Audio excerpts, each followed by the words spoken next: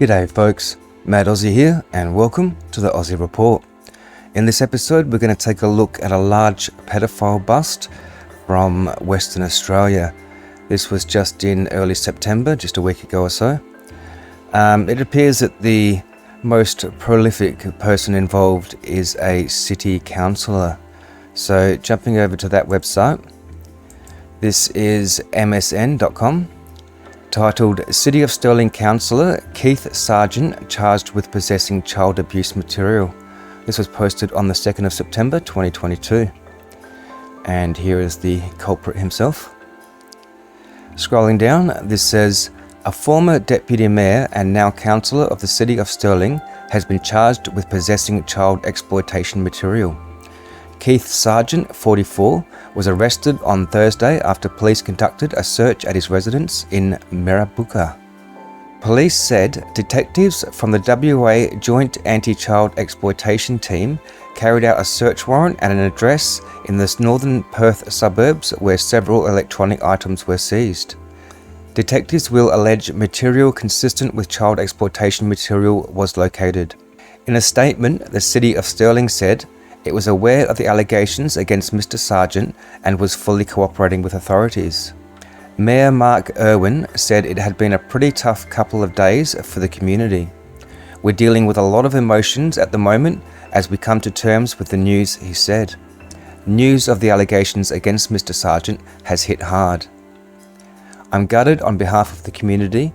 We all have high expectations of those that are trusted in the community, Mr. Irwin said. Mr. Irwin said he was aware WA Police had conducted a statewide sting. The City of Stirling condemned any criminal activity, especially those involving allegations of child exploitation, he said. Although the matter against Mr. Sargent is yet to be determined by the court, Mr. Irwin said he had written to Mr. Sargent to urgently request his resignation. Mr. Sargent appeared before Perth Magistrate Court on Thursday, charged with 2 counts of possessing child exploitation material. He was granted bail and will next appear in court on the 29th of September. So moving on to the next article, this is Australian5.com. It is titled 45 Australians Arrested. This was posted on the 6th of September 2022. Scrolling down, this says, 3 suspected victims of child sexual abuse were located and rescued as a result of an operation that involved police from both the state and federal levels in Western Australia. During the course of 7 days, officers from WA Police Department and the Australian Federal Police executed about 61 search warrants around the state as part of a combined operation known as Operation Pallamore and Operation Tamworth. According to the police, over 35,000 photographs and videos were confiscated and 45 persons were charged with a total of 149 offences. According to the WA Police Detective Superintendent Gordon Fairman, exploitation material was an unmistakable indication that children were being harmed. The detective's first object was to identify and rescue the children. People who make, distribute or possess content that exploits children may assume they are disguising their identities behind a computer, he said. They may also believe that they are anonymous. Permit me to assure you they are not. We are able to identify them, we are able to locate them, and we are able to bring charges against them. According to WA Police, the charges of child exploitation material possession against a former City of Stirling councillor named Keith Sargent and another former City of Stirling employee were linked to the operation.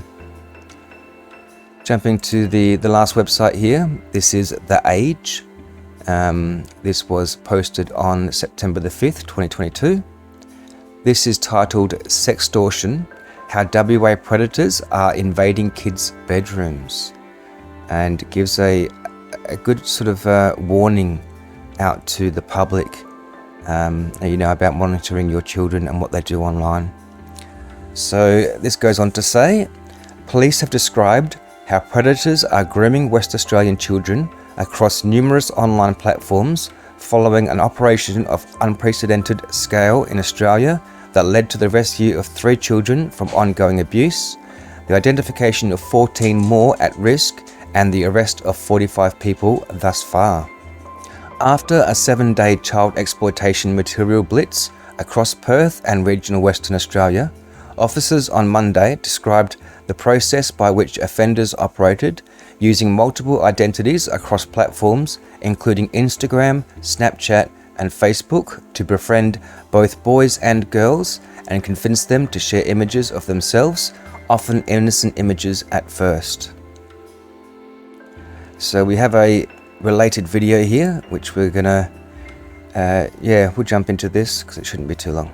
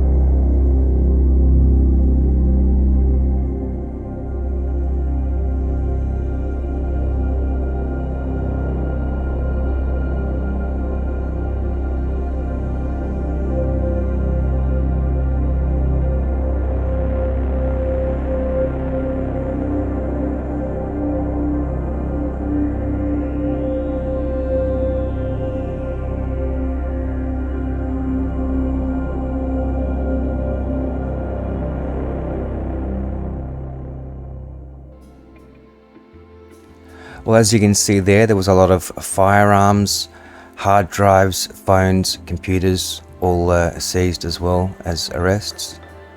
So continuing on with the story, this would progress to sexualized images that were then used to blackmail the children into self-producing extreme video content under threat of the images being sent to their parents and friends. A sophisticated and swift repertoire sextortion that amounted to invading their bedrooms. These children are now safe. These are children whose abuse would have gone undetected if not for the hard work and dedication of those involved in this operation, Western Australia Police Sex Crimes Division Inspector Hamish McKenzie said of the rescue. They said the children, all teenagers, were abused by people unknown to them and that the alleged offenders' access has been removed. Police have contacted the Department of Communities about 14 more children they believe are living in situations where there are concerns for their ongoing safety, and a follow-up is underway. Following the 3 months long investigation by WA Police, the Australian Federal Police and Australian Border Force, over the past week, police have searched 61 premises in Perth and regional Western Australia, charged 45 people with 149 offences, and seized more than 244 devices containing at least 35,000 images and videos of child abuse in an operation of unprecedented scale in Australia. They expected this number will reach the millions by the time the investigation is complete, and there very well could be more offenders charged. Police are not yet aware of any networks or any relationships between any two persons charged, but that will form part of the investigation. Police said their analysis had shown 1 in 10 offenders in possession of exploitation material had been directly involved in abusing children. Exploitation material was thus not pornography but direct evidence. For anyone thinking themselves anonymous when they decide to access this material, let me tell you they are not, Inspector Mackenzie said. As soon as you click that link or download that material, you're leaving a trail and law enforcement will follow that trail. If you're on the clear web, on the dark web, whether you're taking active steps to try avoid detection or not. The maximum sentence for possession of such material is 7 years and for production or distribution 10 years. If you are arrested for this crime type, it is likely that you will be imprisoned, Inspector Mackenzie said. Once you are released from prison, you will be registered as a child sex offender and go on the sex offender registry for up to 15 years. You will be prevented from employment in a significant number of occupations, and if you have young children of your own, it is highly likely that you will not be able to see them again unsupervised. So let me say to anybody who is considering accessing this material, is that a price you're willing to pay? Federal Detective Superintendent Graham Marshall said the charges included accessing, possessing and transmitting child abuse material, indecently dealing with a child, and engaging in sexual activity with a child using a carriage service. Many of the tip-offs came from the United States National Center for Missing and Exploited Children, where many tech companies report the sharing of images or chats relating to abuse material. Images seized are run through a program and previously known images and videos separated from new ones. The Australian Centre to Counter Child Exploitation has victim identification specialists, and Western Australia Police has recently employed its own. The timeline between this report and local action on the ground can be virtually instantaneous depending on the level of risk to the child, police say. The offenders charged are from all walks of life, from students to a counsellor in local government and others in high positions of authority.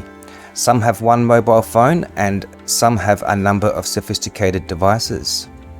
All were shocked when police came to their home, Detective Superintendent Marshall said. They never expected to be caught. They believed that sitting at home in front of their computer, they are anonymous.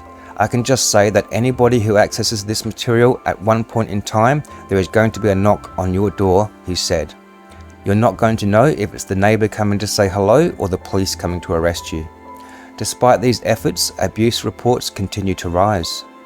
The number of reports doubled in Australia from 2019 to 2021, with the Australian Centre to Counter Child Exploitation receiving 33,000 in 2021. One man charged this week is accused of sexually grooming multiple teenage girls online. Police will allege the 22-year-old paid one to record herself performing sexually explicit acts and send him the videos. The man targeted the girls through social media. Police said Facebook, Instagram and Snapchat were commonly used, but any online gaming or messaging platform allowing people to converse online were at risk. We're seeing more children groomed and then blackmailed to produce more extreme child abuse material, with the fear that if they don't comply, the images will be shared with their friends and family, Detective Superintendent Marshall said. He said there was a growing trend of particularly boys being sextorted in this manner for financial gain, often by perpetrators based offshore. A child can be groomed in a matter of minutes, as some grooming operations are quite sophisticated, Detective Superintendent Marshall said. It's important that children have digital literacy. To children who have been sextorted, you should not be afraid to come forward. Police are here to support you and to help you, and you will not be shamed. Research has found only 52% of parents in Australia talk to their children about online safety. So online safety is something that I urge you all to discuss with your children at some stage or another, and then rediscuss it even as they get older. Even if you think they have absorbed what you originally said, it can lapse, and again groomers are very sophisticated and good at what they do. Don't be surprised if, your child has been approached by a groomer at some stage in their life. So that's the end of this. Please like, share, subscribe, all that good stuff, and I'll catch you guys on the next episode.